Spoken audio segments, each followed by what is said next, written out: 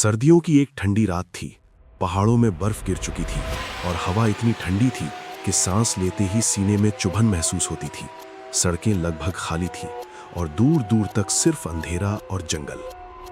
रोहित और उसके 3 दोस्त अर्जुन, करण और नील मनाली ट्रिप पर निकले थे। शुरुआत में सब मजेदार था, म्यूजिक चल रहा था, हंसी मजाक। लेकिन जैसे जैसे वो पहाड़ों के अंदर जाते गए, माहौल बदलने लगा। नेटवर्क चला गया, सड़कें सुनसान हो गईं और रात गहरी होती चली गई। करीब 11 बजे उनकी गाड़ी एक सुनसान मोड़ पर अचानक बंद हो गई। अबे ये क्या? करण गुस्से में बोला। रोहित ने कई बार स्टार्ट करने की कोशिश की, लेकिन गाड़ी स्टार्ट नहीं हुई। चारों ने बाहर निकलकर देखा। चारों तरफ घना जंगल और ऊपर आसमान में धुंध।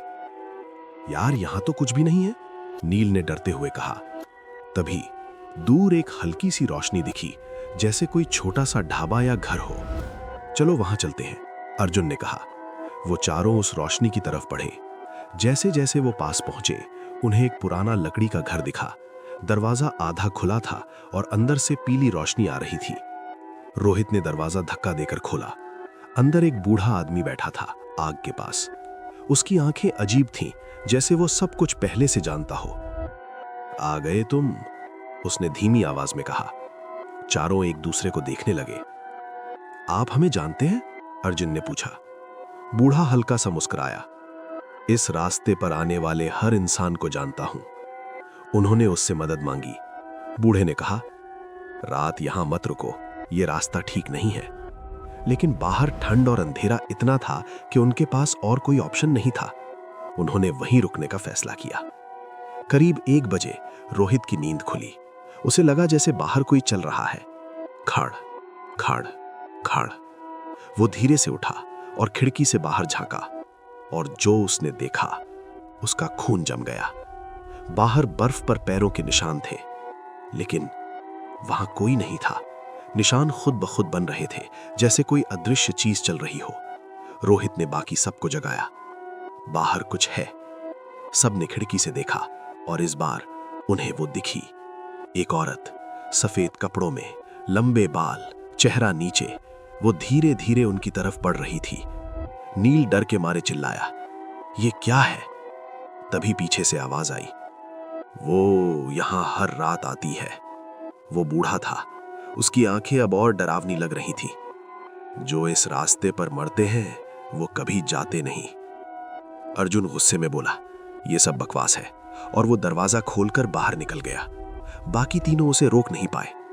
कुछ सेकंड के लिए सन्नाटा, फिर अर्जुन की चीख, आ! तीनों बाहर भागे, लेकिन बाहर कोई नहीं था। ना अर्जुन, ना वो औरत, सिर्फ बर्फ और खून के निशान जो धीरे धीरे गायब हो रहे थे। अब डर असली बन चुका था। तीनों वापस अंदर भागे। हमें यहां से निकलना होगा, रोहित चिल्लाया। सुबह होने का इंतजार करने का फैसला किया गया, लेकिन रात खत्म नहीं हो रही थी। घड़ी 2 से आगे बढ़ ही नहीं रही थी।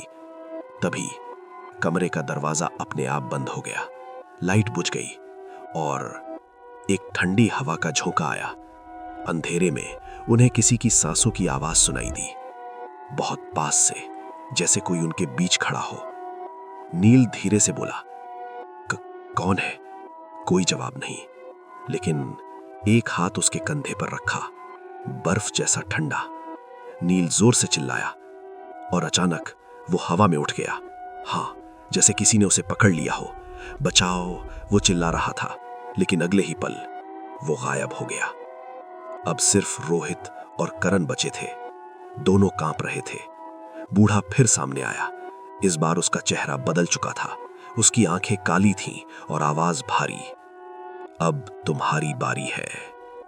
दोनों भागे। दरवाजा खोला। बाहर अंधेरा, लेकिन इस बार वो औरत अकेली नहीं थी।